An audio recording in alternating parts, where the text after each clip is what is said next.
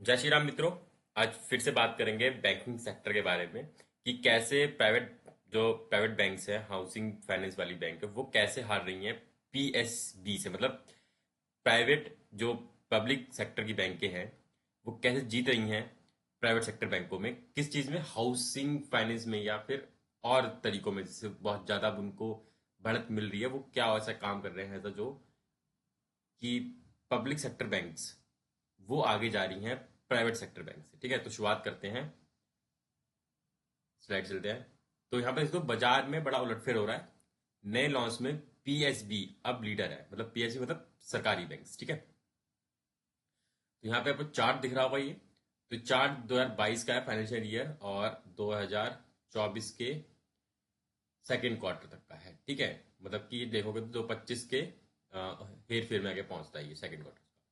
तो अब यहाँ से देख सकते हो 22 में पहले 35% था पब्लिक सेक्टर बैंक, और अब जाके वो 50% हो चुका है पब्लिक सेक्टर बैंक। वहीं पहले यहाँ देख सकते हो आप 38% था प्राइवेट सेक्टर बैंक, और अब 25% रह गया है प्राइवेट सेक्टर में, 25% रह गया है प्राइवेट बैंक। वो किस चीज़ में देख यहाँ बता रहा हूँ मैं, ये बता रहा हूँ मार्केट शेयर में। मार्केट शेयर में 2 साल में बढ़कर 50 हो गया है, उसी अवधि में वो घट के 25 रह गए हैं। ठीक है, पिछले 2 साल में नए लॉट बांटने में बाजी पूरी तरह से पलट गई है। अब पूरी तरीके से पलट चुकी है। कौन ले जा रहा है? पब्लिक सेक्टर बैंक ले जा रहे हैं। इसलिए आप देख भी रहोगे कुछ सेक्टर जो है बैंकिंग के जो स्टॉक्स है वो बहुत तेजी से बढ़ रहे हैं। जैसे कि एसबीआई का नाम लूं मैं, तो एसबीआई अभी हाल फिलहाल आप देखोगे तो अच्छा खासा बढ़ रहा है, और एसबीआई अब पहुंच चुका है 1000 के ऊपर। ठीक है, ऑलमोस्ट अब वो टक्कर दे रहा है किसको? धीरे धीरे आईसीआई को टक्कर दे रहा है। मैं एचडीएफसी को तो नहीं बोलूंगा कि एचडीएफसी ने अपना स्टॉक जो है स्प्लिट कर दिया था, पर हाँ टक्कर दे रहा है अब आईसीआई को, ये देख सकते हो। और बैंक ऑफ बड़ौदा भी है, मैं बोलूंगा बैंक ऑफ बड़ौदा भी देख सकते हो आप, कितना अच्छा खासा चल रहा है वो। तो जो पब्लिक सेक्टर के बैंक है वो काम कर रहे हैं अच्छा खासा, बजाय कि प्राइवेट सेक्टर के। जैसे एक्सिस देखोगे, अच्छा एक्सिस ने उस हिसाब से काम नहीं किया जिस हिसाब से एसबीआई या बैंक ऑफ बड़ौदा कर रहे हैं। या फिर मैं बोलूँगा कोटक को, तो कोटक में भी थोड़ा सा खास ज़्यादा वो दिखता देखने को नहीं मिलता है हमें। ठीक है, वो भी महंगा शेयर है पर फिर भी। ठीक है, आगे चलते हैं नेक्स्ट स्लाइड पे। तो यहाँ पे देख सकते हो आप 40 लाख करोड़ का अवसर। ये सेक्टर सोने की खान क्यों है? अब सोने की खान क्यों है यहाँ पे? क्योंकि देखो यहाँ पे ना हमारे देश में क्या हो रहा है, सब शहरीकरण हो रहा है, अर्बनाइजेशन हो रहा है, कि लोग ज़्यादा से ज़्यादा न्यूक्लियर फैमिली में अब जो है ना, ऐसे आप दादा दादी, ठीक है, उनका एक बेटा मान लो या दो बेटे मान लो या एक बेटे, ऐसे कुछ मान लो। ठीक है, प्लस एक, तीन होगा ये। अब क्या हो रहा है कि ये जो दो बेटे हैं ये अपनी न्यूक्लियर फैमिली, अलग अलग फैमिली बना रहे हैं। ठीक है, ये दादा दादी के साथ नहीं रह रहे, मतलब माता पिता के साथ नहीं रह रहे, तो अलग फैमिली बन गई है इनकी, एक इधर एक इधर। तो अब इसमें क्या हो रहा है कि ये लोग जो है नया घर लेने के लिए जाते हैं फिर। ठीक है, कि हमें एक नया घर चाहिए दोनों को। तो अब क्या हो रहा है यहाँ पे, तो जैसे जैसे नया घर चाहिए तो क्या होगा, अब सबका फाइनेंस के लिए इतना पैसा तो नहीं है कि भाई चलो हम नया घर खरीद लेंगे अपने पैसों पे, वो तो नहीं है। तो वो क्या करते हैं, वो जाते हैं फिर बैंकों के पास, बैंकों से बोलते हैं हमें क्या चाहिए, पैसा चाहिए जिससे कि हम अपना नया घर खरीद सके। तो इससे क्या हो रहा है कि लोग अब पैसा खरीद रहे हैं। और अभी यहाँ देख सकते हो लो पेनिट्रेशन है। भारत का मोर्टगेज टू जीडीपी रेशियो केवल 16.16 है, मतलब अभी 16.16 है, जिसमें और ग्रोथ आना बाकी है। जिसमें ग्रोथ आएगी अभी तो फर्दर और ऑब्वियस है, फिर ये जो साइज है ये बढ़ के और दुगना हो जाएगा। ठीक है, 2x हो सकता, 2x 3x जो भी है वो आगे जाके समय पे आपको दिखेगा कि कितना और बढ़ सकता है। ठीक, आगे चलते हैं। आगे है 1978 से 2009 बाजार का विकास और एसबीआई का मास्टर स्ट्रोक। ठीक है, बाजार का विकास हुआ तो 78 में आया एचडीएफसी।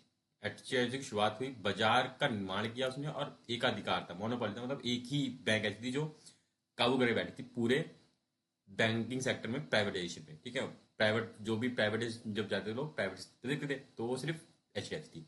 फिर आता है आईसीआई 1999 में, उसकी एंट्री होती है। वो क्या करता है, फ्लोटिंग रेट कम करता है, कंप्लेंट को जो कंप्लेंट्स है उसको भी थोड़ा करता है, मतलब सर्विसिंग में काम करने लगता है बेसिकली सारे ये सर्विस क्वालिटी बढ़ाते हैं प्राइवेट बैंक वाले, जिससे कि लोगों को और अच्छा लगता है कि हाँ ये सर्विस अच्छी दे रहे हैं, हमें हमारी बातें सुन रहे हैं, हमारी जो भी हमारे हैं कंप्लेंट्स है उसको पूरा कर रहे हैं। उनका कुछ और कोई काम है वो नहीं हो रहा है, वो भी कर रहे हैं वो। तो ऐसे इस चीज़ से लोग खुश हुए और उनके पास आने लगे। पर 2009 में आया एसबीआई ने गेम बदल दिया। क्या करा उसने? सीधा कम करा उसने इंटरेस्ट रेट। ठीक है, इंटरेस्ट रेट कम किया, साथ में उसने बोला कि आपको शुरुआती दौर में तो कम देनी पड़ेगी और आगे जाके आप उसको फ्लोटिंग वे में कर सकते हो कि आप ठीक है और थोड़ा ऊपर नीचे भी आप कर सकते हो, जिससे कि लोगों को क्या हुआ कि हाँ सस्ता मिल रहा है, तो सस्ते के चक्कर में लोग जाने लगे इसके पास। ये देखो सबसे चलता है, जैसे जियो आया 2016 में तो सब एकदम पहुंच गए, जियो जियो फ्री है फ्री है फ्री है, फिर सबने खरीदना शुरू कर दिया, वही है, सबने लेना शुरू कर दिया। तो वैसे ही इसमें एसबीआई ने किया, सीधा कम कर दिया अपने इंटरेस्ट रेट, और उसके बाद सब लोग एसबीआई के पास पहुंचे और धीरे धीरे एसबीआई ने अपनी, उसकी ब्रांच तो ऐसी थी बहुत ज़्यादा एसबीआई की हर जगह, और उसने ब्रांच खोल खोल के अपनी लोगों को पैसे देना शुरू किया, जिससे कि लोग अट्रैक्ट हुए और एचडीएफसी के पास और ऐसे को छोड़ एसबीआई के पास पहुंच गए। नेक्स्ट स्लाइड पे चलते हैं। आज का मैदान किसके पास है, कितना कर्ज, ठीक है।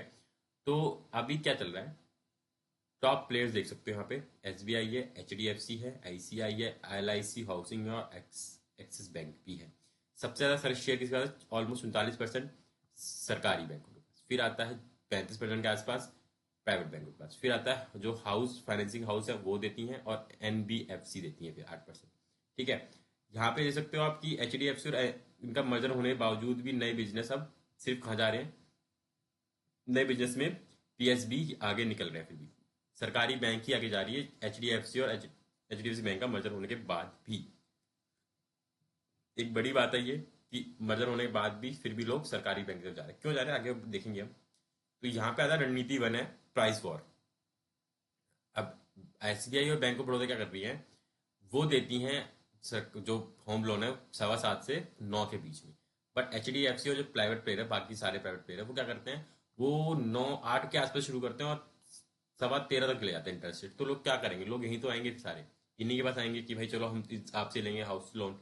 अब ऑब्वियस सी बात है, एक, अब मैं कहूँ कि कोई 70 लाख का लोन लेगा या 50 लाख का लोन भी लेगा, उसको 1% की भी अगर रियायत मिल जाए, यहाँ पे मैं कहूँ कि ये इतना दे रहे हैं 7.9 पे, अगर उसको 7.25 के आसपास मिल जाए तो ऑब्वियस है तो फायदा होगा। या कहीं ये 10% दे रहे हैं और वहां उनको 9% में मिल जाए, तो ऑब्वियस सी बात है वो अपने 5-6 लाख पे सीधे बचाने को, 1% बचाने को तैयार है, मतलब वहां पैसे बच जाएंगे उसके। तो ऑब्वियस सी बात है वो अपना देखेगा कि यह मेरा फायदा कहाँ है।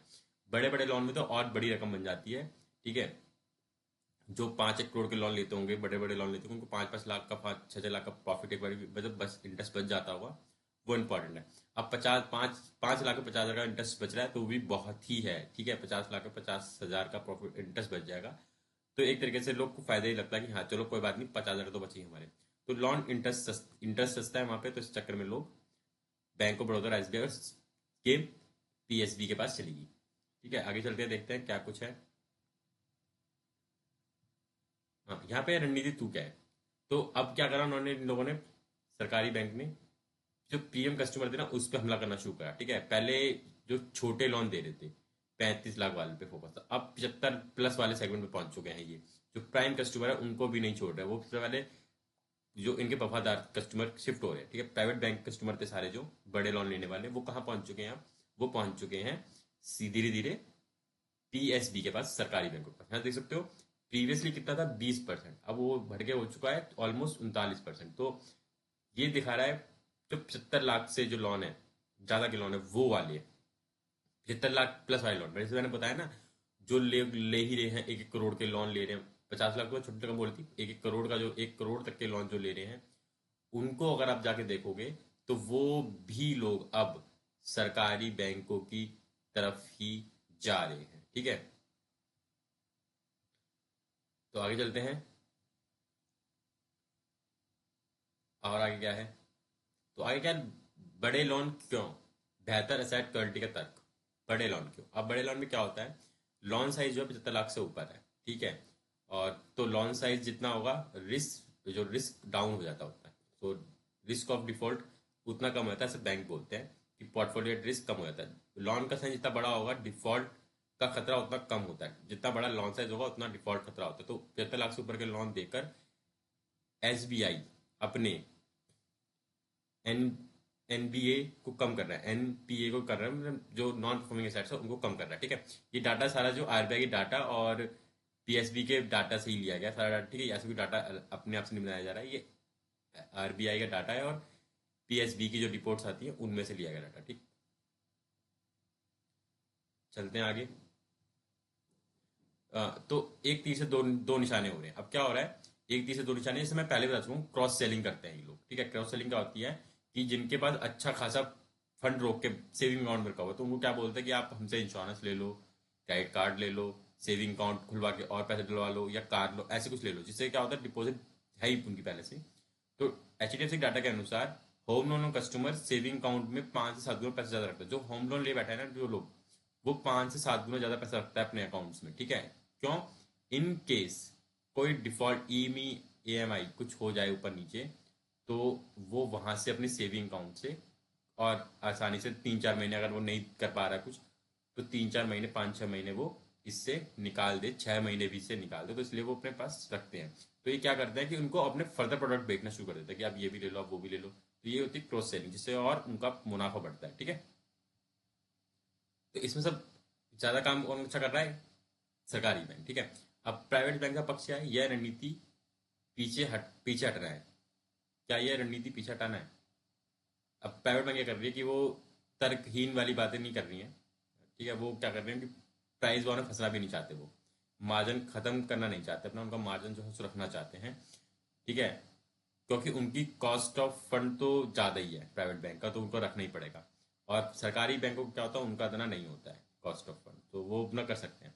तो वो लॉन्ग टर्म रिलेशनशिप पे और सर्विस क्वालिटी पे ही काम कर रहे हैं, केवल मार्केट शेयर पे नहीं। तो क्या कर रहे हैं ये लोग, ये प्राइवेट बैंक वाले प्राइस वॉर में नहीं फंस रहे, मार्जिन खराब नहीं कर रहे, और प्लस लॉन्ग टर्म रिलेशनशिप और सर्विस क्वालिटी को खराब करने की कोशिश नहीं कर रहे। आप यहाँ देख सकते हो रिपोर्ट, यहाँ सोर्स की रिपोर्ट है, ठीक। आगे चलते हैं। तो असली समस्या क्या है? क्रेडिट डिपॉजिट रेशियो क्या है? तो क्रेडिट डिपॉजिट रेशियो क्या है? प्राइवेट बैंक से डिपॉजिट से ज्यादा लोन बांटती है, प्राइवेट बैंक डिपॉजिट से ज्यादा लोन बांटती हैं, ठीक है। तो अब ये ऑब्वियस सी बात है कि आप, आपके 100 रुपये थे और आप उसमें से 105 रुपये दे चुके हो किसी को, तो 5 रुपये कहाँ से लाओगे, वो इंपॉर्टेंट है। तो ये हुआ है, ठीक है। लिक्विडिटी को संतुलित करने के लिए प्राइवेट बैंक को लोन ग्रोथ धीमी करनी पड़ी। अब लिक्विडिटी थी नहीं, वो 5 रुपए तो थे, तो अब क्या करा लोगों ने, जब ये लोग इनको देना देंगे, तब ये 102 पे जाएंगे, ठीक है, या 103 पे आ गए। तो इन लोगों ने क्या कि नहीं, हम अब नहीं देंगे, हम मात्र, इन्होंने 106 पे ही रखा वो। तो ये हुआ, इनके पास बढ़ तो गए वो पैसे, 103 हो गए वो, फिर उन्होंने ज़्यादा नहीं 106 और करा, एक और ऐड करा लोन में, ज़्यादा नहीं। परिणाम ये हुआ कि अब सब जब नहीं मिले थे लोन, तो कहाँ जाएंगे, सब सरकारी बैंक के पास जाएंगे। सरकारी बैंक को जगह मिल गई, सरकारी बैंक ने इन लोगों से जो लोग इनमें प्लस होना चाहते थे, मान लो 10 लोग और प्लस होना चाहते थे, ठीक है, वो एक को ही मिला, ठीक है, यहाँ पे एक को ही मिला, तो एक गया यहाँ पे, तो बचे कितने? तो बचे 9। वो 9 कहाँ चले गए? सीधा PSB के पास चले गए, उन्होंने उनसे लोन ले लिया और उन्होंने उनको लोन दिया भी, ठीक है। नेक्स्ट स्लाइड पे चलते हैं। तो यार देखते हैं भविष्य की राह कैसी है। ब्याज दरों में कटौती और रेट कट का प्रभाव क्या होगा। अब तो रेट कट तो हो ही रहे हैं, RBI रेट कट करते ही रहता है, तो उसके प्रभाव भी आएंगे, ऑब्वियस सी बात है। तो धीरे धीरे डिमांड बढ़ेगी, तो देखते हैं फिर यहाँ से कि प्राइवेट सेक्टर के बैंक में क्या क्या होता है। तो जब रेट्स कम होते हैं तो डिमांड बढ़ती है, ऑब्वियस सी बात है। फरवरी 2025 से रेट करना शुरू हुए थे, उससे बूस्ट आया था। बड़ा सवाल क्या, रेट कट के बाद प्राइवेट बैंक अपनी लिक्विडिटी ठीक करके पाएंगे या आक्रामक आक्रामक हमला करेंगे, कैसे करेंगे, ये इंपॉर्टेंट हो जाएगा कि वो क्या कितनी बढ़ा पाएंगे लिक्विडिटी, क्या अपनी जो उनके लॉन्स ज़्यादा देर के थे, डिपॉजिट कम थी, उनको बैलेंस कर पाएंगे, ये सब हमको देखना पड़ेगा, ठीक है। नेक्स्ट स्लाइड पे चलते हैं। तो आखिरी में क्या आता है, पैसा तो आखिर पैसे ही रहेगा, वो तो ठीक है, money is commodity, quantity commodity है। तो हाउसिंग लोन तो एक कॉमोडाइज प्रोडक्ट हो चुका है, क्योंकि उसको जितनी कॉमोडिटी की तरह यूज कर रहे हैं, अब लोग बांटे रहे हैं। इसमें होता है एक न्यूक्लियर फैमिली चल रही है, एक फैमिली है, वो उन्हीं में दिए जा रहे हैं, नए नए लोग लोन ले रहे हैं ज़्यादा से ज़्यादा। तो कस्टमर के लिए नोट का मूल्य एक समान हो गया, ठीक है। जो बैंक लंबे समय तक अपनी कॉस्ट ऑफ फंड कम रख पाएगा, वही मार्केट का लीडर बना रहेगा। ये इंपॉर्टेंट है, कॉस्ट ऑफ फंड। जब तक कॉस्ट ऑफ फंड आपका कम रहेगा, आप मार्केट के लीडर रहेंगे, otherwise you will be fade away, और कह सकते हो you will be gone somewhere else, nobody knows कहाँ गए, क्या हुआ, कुछ नहीं। फिलहाल अभी लीडर कौन है? सरकारी बैंक, ठीक है। तो ये सब है अभी फिलहाल, कि जितना आप लिक्विडिटी बचा के रखोगे अपने पास बैंक में, जितना आप लोगों को लोन दे पाओगे और डिपॉजिट आ पाएंगे, नए अकाउंट्स खुलना जरूरी नहीं होता है, डिपॉजिट कितना है उनमें वो इम्पोर्टेंट है। कितनी लोगों के साथ आपकी बनती है बैंक की, वो इंपॉर्टेंट है। ये सब बनता है तब आपको जाके एक लोन जो है, जो बैंक चल पाते हैं, ठीक है। लास्ट में क्या है वो देख लेते हैं। लास्ट तो ये है कि आपने हाल में अगर लोन लिया है, क्या अनुभव है, कैसा रहा है, आप चाहें तो साझा कर सकते हैं आप इसको हमारे साथ, ठीक है। तो ऐसी और वीडियो लाता रहूंगा मैं आपके लिए, ताकि आपको पता लगता रहे क्या कुछ हो रहा है स्टॉक मार्केट में। बने रहे चैनल पर। धन्यवाद।